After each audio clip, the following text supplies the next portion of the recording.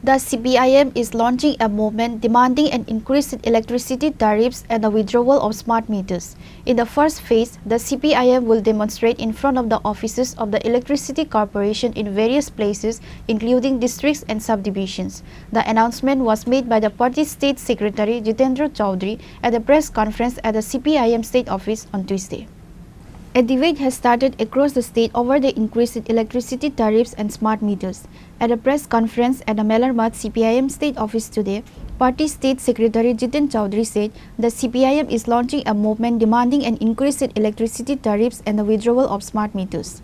In the first phase, the CPIM will demonstrate in front of the offices of the Electricity Corporation in various places, including districts and subdivisions. But surprisingly, the Power Minister held a press conference on electricity at the BJP office on Monday. Jiten Babu said this means to convince the BJP people to keep quiet. He also said that the water tax has been increased. Now the price of household water connection has been increased from Rs 40 to Rs 60. It has been increased by 100% in the 7 years of BJP. ভারপ্রাপ্ত মাননীয় মন্ত্রী গতকাল একটা marathon এই সাংবাদিক সম্মেলন করেছেন এবং তিনি যে তার এই বিদ্যুৎ ব্যবস্থার যে বেসামাল অবস্থা এটাকে সুন্দরভাবে উপস্থাপিত করার জন্য শুধুমাত্র তাদের যে এই বেহাল অবস্থা এটা কি ঢাকা দেওয়া না, এখন নতুন পদক্ষেপ চলছে সারা দেশের সাথে ত্রিপুরাজ্যেও এই বিদ্যুৎ ব্যবস্থা সম্পূর্ণভাবে বেসরকারি হাতে তুলে দেওয়ার জন্য তার একটা ধাপ হলো স্মার্ট মিটার লাগানো। এটা লাগাতে না লাগাতেই বিদ্যুতের যে বিল যেখানে 200, 250, 500 টাকা উঠত, কারো কারো এই জায়গাতে 80,000, 90,000, লাখ তার উপরেও এরকম বিল প্রায় প্রতিদিন রাজ্যের বিভিন্ন প্রান্তে এই ক্ষোভ বিক্ষোভ আশ্রয় পড়ছে এবং তার ভুক্তভোগী আপনাদের মধ্যেও কেউ কেউ গতকাল সেখানে দেখেছি। বিদ্যুৎ মন্ত্রী কোন যে যুক্তি সহকারে কেন এই স্মার্ট মিটার লাগানো, কেন এই বিদ্যুতের এই বেহাল অবস্থা, এগুলো নিয়ে কোনো জবাব দিতে পারছেন না। গত 7.5 বছরে এই ত্রিপুরাজ্যের মধ্যে নিজস্ব ব্যবস্থায় অর্থাৎ রাজ্য সরকার অধীনে দপ্তর বা নিগমের অধীনে 1 ইউনিট, 1 ওয়াট, মেগাওয়াট তো প্রশ্ন ওঠে না, 1 ওয়াট নতুন করে বিদ্যুৎ উৎপাদনের কোনো উদ্যোগ নেই। এখন সারা পৃথিবীতে সোলারের প্রমোশন হচ্ছে। এই সোলারে দু একটা জায়গাতে অল্প স্বল্প বিদ্যুৎ হয়, এগুলো নিয়ে তিনি প্রতিদিন গাল গল্প করছেন, দোল বাজাচ্ছেন।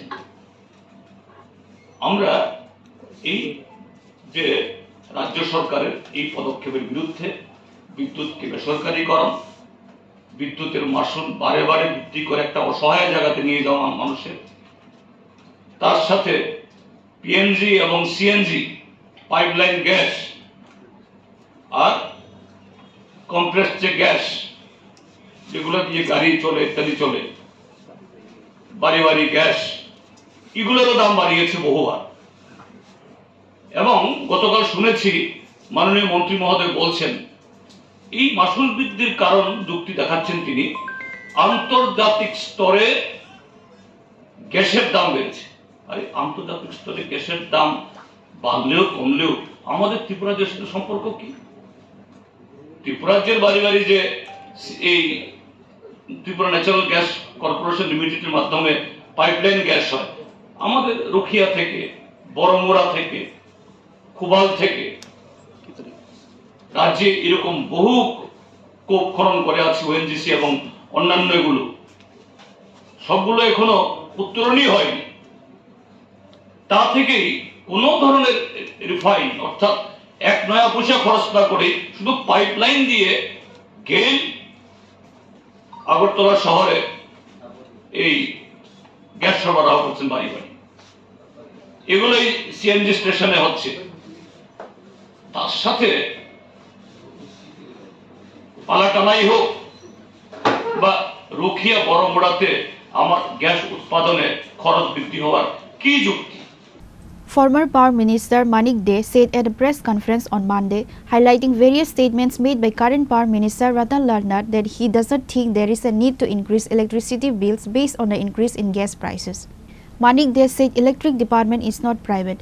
It is 100% government share. Not a single share of it has been given to private hands. Therefore, the statement of Power Minister Ratan Lal Nath is not correct. আমার ধারণা আমি বলছি, কারণ এটা সিপিএম এর ডাকে একটা বিক্ষোভ ছিল নিগমের সামনে, এবং তখন কিছু বক্তব্য উপস্থাপিত করা হয়েছিল এবং সারা রাজ্যে মানুষের মধ্যে একটা আন্দোলন তৈরি হয়েছে এবং আন্দোলন চলছে। এটা জবাব দিয়েই করতে গিয়ে কালকে আমি শুনেছি, প্রেস মিটটা শোনার সুযোগ পরে আমি দেখে নিয়েছি। প্রথম যেটা তিনি বলেছেন গ্যাসের মূল্য বৃদ্ধি, হ্যাঁ মূল্য বৃদ্ধি হতে পারে, কিন্তু তার জন্য কি ট্যারিফে পিটিশন জমা দিতে হবে? এবং এটা নির্ভর করে একটা সংস্থার আয় ব্যয়ের উপর। তা আমাদের সময় যখন আমরা সরকারে ছিলাম প্রতি বছরই 3-4বার গ্যাসের দাম বাড়তো, কিন্তু আমরা তো ট্যারিফ পিটিশন জমা দিইনি, শুধু একবার সামান্য কিছু বাড়িয়েছিলাম। কিন্তু আমি মনে করি না এখনো যে এই গ্যাসের মূল্য বৃদ্ধিকে কেন্দ্র করে এই বাড়ানোর দরকার আছে। সেটা কেন আমি ব্যাখ্যা দেব। ডলার সম্পর্কে যিনি আমাদের পার্টি সেক্রেটারি বলেছেন, এটা নতুন না, ডলার তো পুরনো। তো ডলারের দাম বাড়ছে কমছে, এটাকে গ্রাহক কেন দায়ী? দায়ী তো হলো নরেন্দ্র মোদী সরকার। আমার ভারতবর্ষের টাকার দাম এখন নেই 86 টাকার ও 87 টাকা, কোন সময় 89 টাকা পর্যন্ত উঠেছে $1 এগেইনস্টে। দায়িত্ব ভারত সরকারের নীতি, এটা দায়ভার গ্রাহক বহন করবে কি? এবং এটা গ্রাহক উপরে চাপিয়ে দেবেন, এটা তো ঠিক না। বিজ্ঞম নিগম তৈরি করে নিয়ে বলেছেন বেসরকারি, মোটেই না, আমরা করতে চাইনি। আর তিনি বলতে গিয়ে বলেছেন এটা নাকি ইউপিএ গভর্নমেন্টের জন্য। 2003 অটল বিহারী বাজপেয়ী প্রধানমন্ত্রী, তিনি বিদ্যুৎ বিল 2003 পেশ করেছেন। হইচই হয়, বামপন্থীরা চরম বিরোধিতা করে। তখন সন্তোষ মনদেবকে চেয়ারম্যান করে একটা কমিটি করে দিয়েছেন, এটা সম্ভবত সাবজেক্ট কমিটি বলে বলতে পার্লামেন্টে, তাই তো? এবং এই কমিটির রিপোর্ট পাওয়ার পর গিয়ে 2003-এ, এবং এই বিজেপি কংগ্রেস দুই দলই সমর্থন করেছে বিলকে, বামপন্থীরা বিরোধিতা করেছে, মানে চরম বিরোধিতা করেছে, আইনটাকে পাশ করিয়ে নিয়ে। তখন গিয়ে সরকারি দপ্তর যেগুলো ছিল তাদেরকে বাধ্য করলো যে তোমরা সরকারি দপ্তর রাখতে পারবে না, কোম্পানিতে পরিণত করতে হবে। আমরা রাজি হইনি। অনেক, আমার মনে হয় ভারতবর্ষের মধ্যে অনেক পিছিয়ে, আমরা প্রায় সর্বশেষই বলা যায়, আমরা এটাকে বাধ্য হয়েছি 2005-এর 1 জানুয়ারি থেকে আমরা এটাকে কোম্পানিতে পরিণত করছি।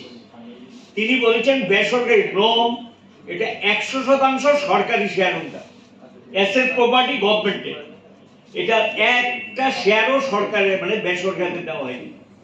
কাজেই যে বক্তব্য, এ বক্তব্য সঠিক না। দ্বিতীয় যেটা বলেছেন যে তারা 18 মানে 2017-18 অর্থবর্ষ পর তারা সরকার এসেছেন, 21 সাল পর্যন্ত তারা বাড়াননি, দরকার ছিল না তো। বামফ্রন্ট সরকার এমন একটা নিগম তৈরি করে দিয়ে গেছেন যেটা লাভজনক ছিল, আয় ব্যয় প্রায় একটা ভালো জায়গায় ছিল, একটা ফান্ড ছিল, বলতে দ্বিধা নেই 300 কোটি টাকার উপরে জমাকৃত টাকা ছিল। আমার মনে হয় 2018 পরের থেকে 21 পর্যন্ত এগুলি মোটামুটি যা করার শেষ করে নিয়েছেন বলে সম্ভবত আর কি, সেটা তারাই বলতে পারবেন। Manik De also said today that the left government had created a corporation where it was profitable. Income and expenditure were in a good place. There was a fund. He said that the corporation had deposits of over 300 crores. Reported by Amit from Agartala, Chinikhara.